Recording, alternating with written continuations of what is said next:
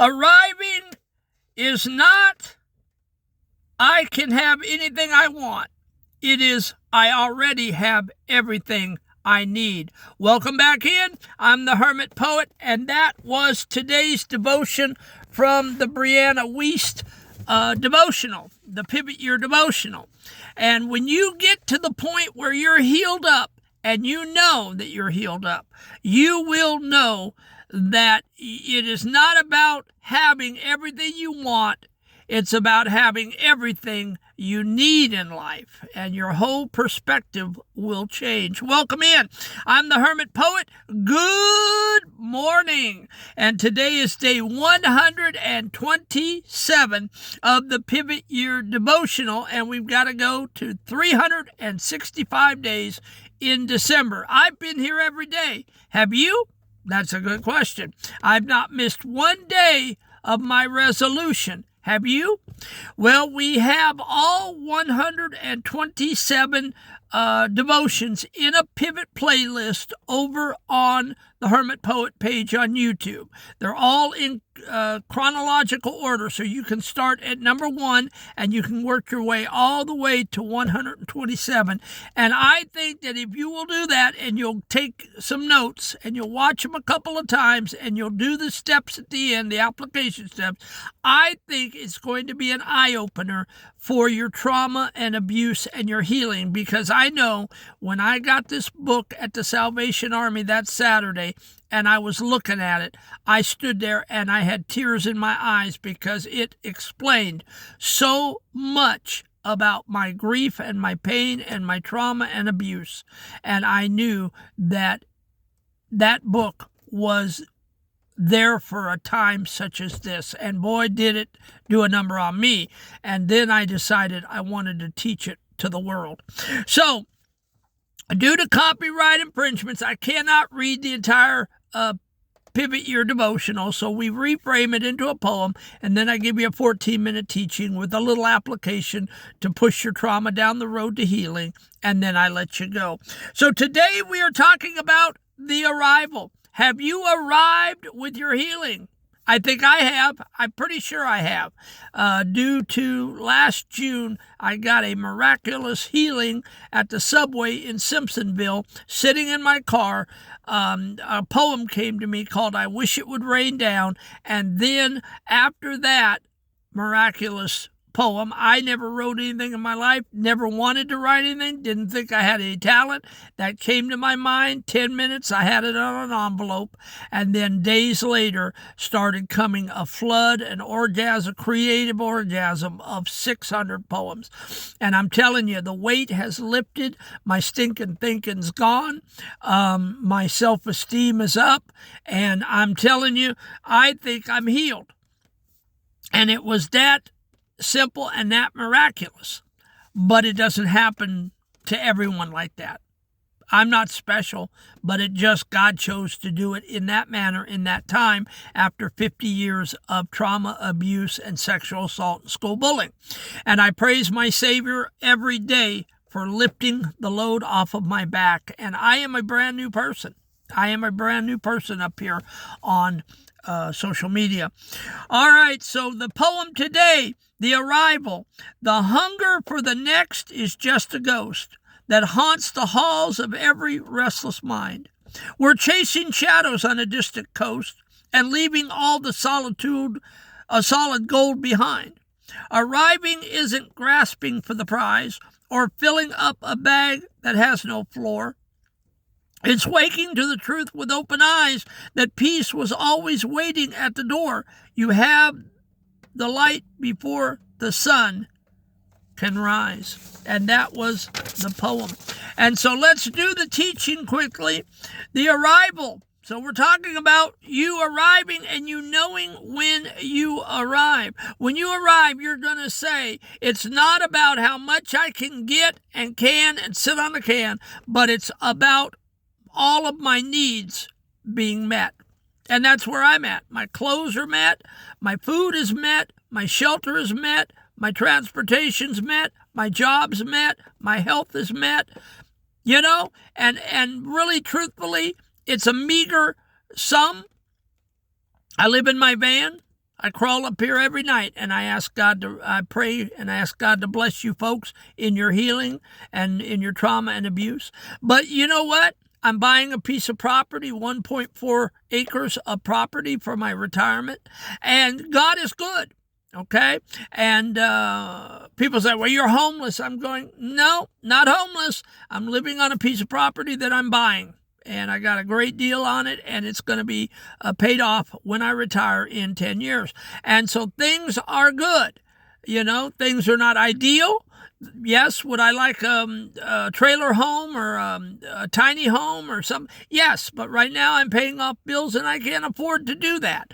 But God has provided everything I need, and you know what? I have a great attitude about it, and I finally got my healing. And you know what? I'd live in a cardboard box for my healing. Yes, I would, because it means so much to wake up every day and thank God that my life is spared another night and that I can reach out to you folks here on social media with the Pivot Your Devotion. That's where my healing is. So, the arrival, the myth of the destination. Most of us spend our lives living in the when-then trap.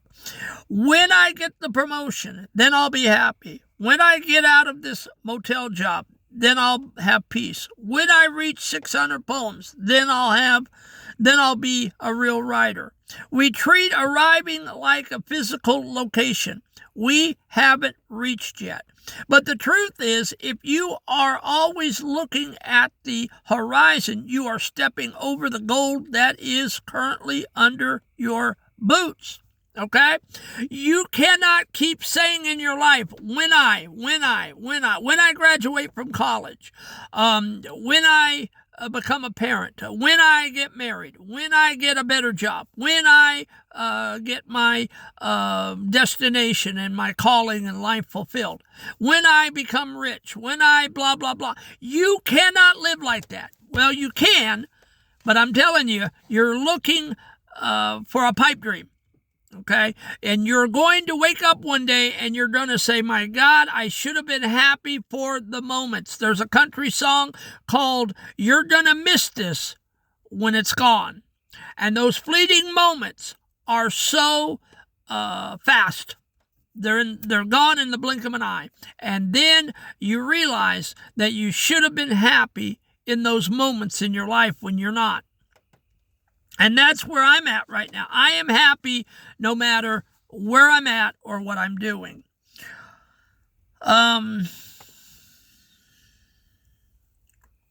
Arriving isn't about finally getting everything you ever wanted. It is the sudden quiet realization that you already have everything you need. This is a radical thought for a teenager wanting the world and a senior citizen looking at what's left. Need is a much smaller bucket than want, but it's the only one that actually stays full. When you stop grasping for the next thing, your hands are finally free to hold what is already there. The ghost of hunger. The desire for more is a ghost. It haunts you by making the present moment feel insufficient. It tells you your current life is just a waiting room for a real life that starts later. But on day 127, it is a wake-up call. The peace you are looking for isn't at the end of the marathon. It's in the breath you are taking right now. You don't achieve arrival, you acknowledge it. So today I want you to acknowledge arrival. Say, I have arrived. I have everything I want. Or I have everything I need, basically. I have a wife, I have a husband, I have kids, I have my health, I have my clothes, I have my... You name what it is that you have. You have everything that you need to be happy. And if you're not happy, shame on you. It's a choice. It is a choice. And if you choose to wake up cranky, if you choose to wake up mad and angry and with a shit attitude, then that's on you. Okay, God did his part. He didn't stop your heart last night. You opened up your eyes. You're getting out of bed to a clean slate, to a clean chalkboard with no marks on your board of life. You can make it anything you want today. I acknowledge some people are not living their ideal life. I'm certainly not living my ideal life. But again, you have to be happy and loving where you're at for this whole healing process to work.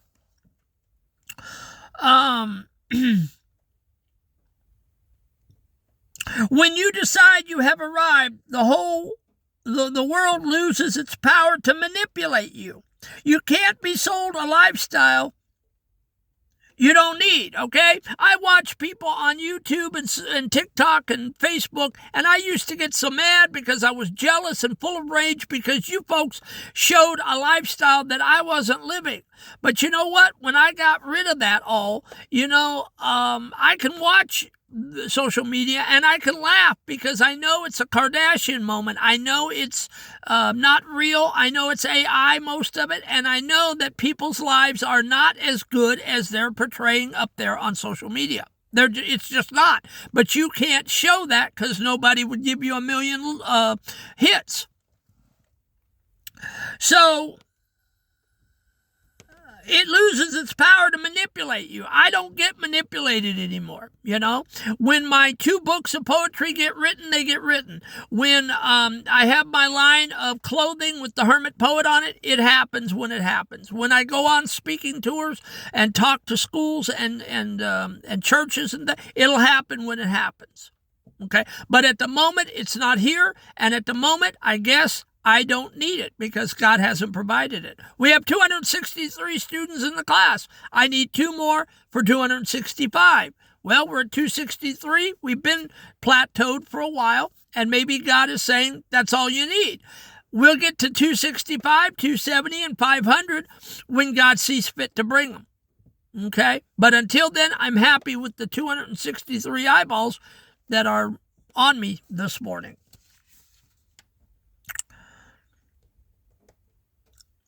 You can't be ashamed into feeling less than because you don't have the grandiose titles. You become like the deep water we talk about, steady, full, and quiet. You aren't waiting for the sun to rise to be in the light. You realize you are the one carrying the lamp. You are carrying the lamp for the people around you. The arrival. Look around your room or your workspace right now.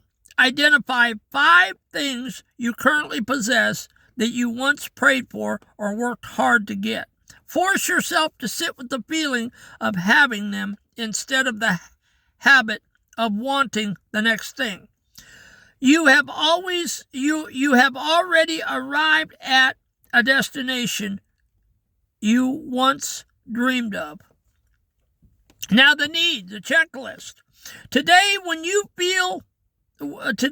the feeling of wanting or lacking hits you, run a quick diagnosis. Do I have breath? Do I have a roof? Do I have a soul? Do I have a purpose? If the answer is yes, tell yourself, I have everything I need for this moment.